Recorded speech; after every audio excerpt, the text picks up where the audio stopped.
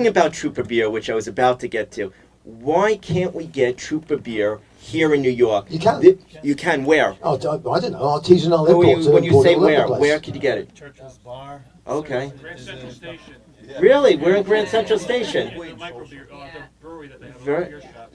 very good. Snickers on the Upper East Side. You've been quoted as saying that beer is key. Why is beer key? Beer is the key. Right. Well, that's the name of Iron Maiden. Oh no, that's Fear is the key. Sorry. Yeah. Well, let me put it this way: we've sold 100 million albums in 30 years. We've sold 18 million pints of beer in 3 years. There's a trend, right? So we're fast catching up now. I don't mean to be, facetious or flippant, but let's be facetious and flippant, shall we? I love the music we do. It's brilliant. We will never stop making new music. It's really important to us. It's essential to our fans. So even if we do end up effectively almost giving it away, it doesn't matter because it's what we do. It's part of our DNA. It's just we do it because we love it. It keeps the band alive. It keeps our music alive, and yeah, we make our living going out and playing the music live.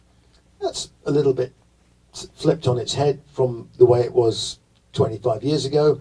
Oh, big deal. It just it's the song remains the same, quite literally. It's music. Bill Clinton is the economy stupid. It's the music stupid. That's what makes people buy your T-shirt. Is the fact that you have the integrity to give them the new music, regardless of whether they pay for the music or not.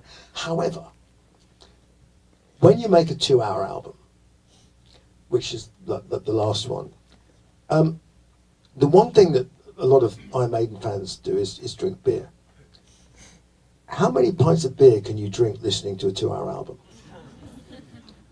So, we're catching up with ourselves. I think that the beer and the music are kind of complementary. But I hasten to add that the whole idea with doing the beer was not simply to serve people listening to Iron Maiden albums. You don't sell 18 million pints of beer just to Iron Maiden fans. In England, where the beer is brewed, then we've established ourselves as a legitimate and very popular brand with all the supermarkets, as well as in pubs and things like that. And we can do that because we've been able to do the kind of Hearts and Minds campaign because we live there.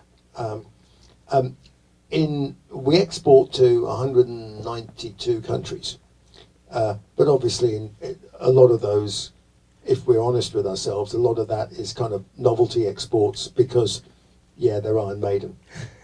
But in the USA, in Canada, in Scandinavia, and places where we have direct contact, we're working very hard to change that perception because the beer is really good beer. I mean, we've got award-winning beers that we've brewed, and the latest one we're especially proud of because we have 4, one of which is our flagship Trooper, but the latest one, Hallowed, is a really innovative beer, which is a hybrid Belgian English ale.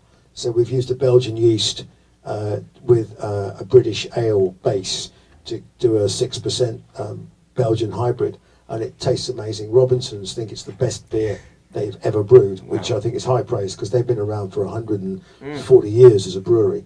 And also, I mean, it's a Brexit-proof beer as well. Because before they do any deal on Brexit, we're the only people that have managed to get the Belgians to talk to the British and actually come up with a solution.